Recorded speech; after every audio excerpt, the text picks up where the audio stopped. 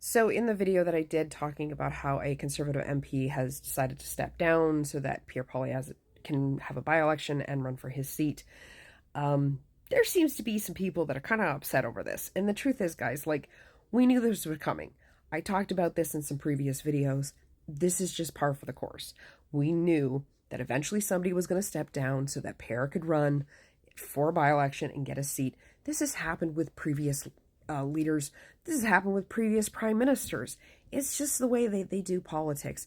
And do I agree with it? Not necessarily. I do think it's kind of like, well, you know, if you didn't win, you didn't win.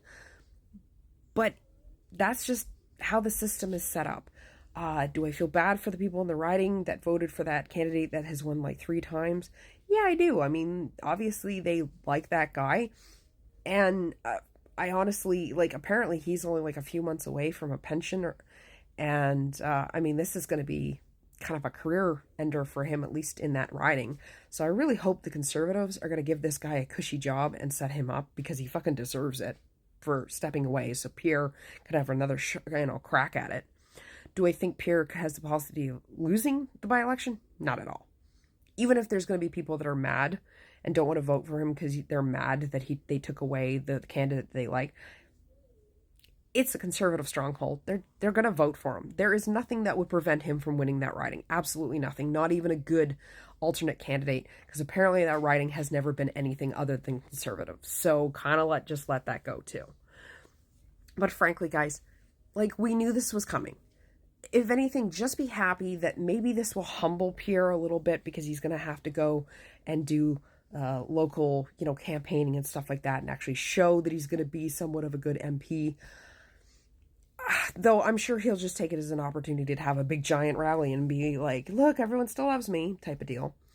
But just be happy, because it'll be a couple of months before the by-election, and then he has to go through the election, which I believe takes like 30 days of campaigning or something like that. So just be happy that when Parliament reopens at the end of the month, we'll get some peace and quiet for a little while and not have to hear from him. I do apologize to anybody in the Calgary area in that riding that are just going to have to deal with the local news and listen to him yapping off. But at least we get some parliamentary sessions where we don't have to listen to him yapping like we have for the last 20 years.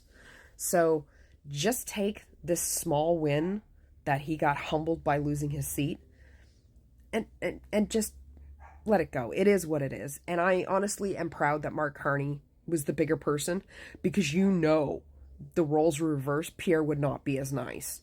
So I'm glad that Carney basically said, no, we'll get him his by-election as soon as we can.